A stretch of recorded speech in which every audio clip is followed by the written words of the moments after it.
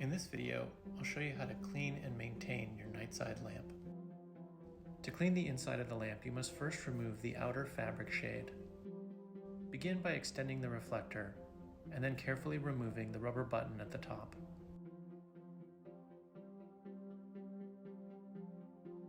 Using a Phillips head screwdriver, remove the screw underneath the rubber button.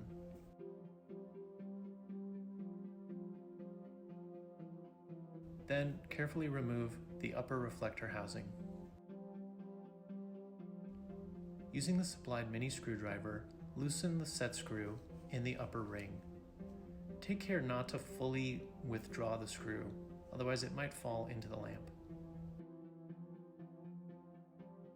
Remove the top ring, and then remove the shade.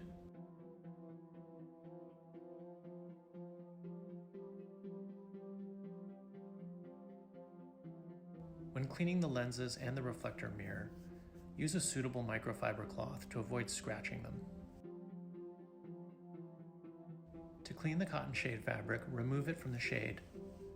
Hand wash the shade fabric and let it air dry to avoid shrinking the fabric. Taking these steps periodically will help keep your lamp in perfect working order for years to come.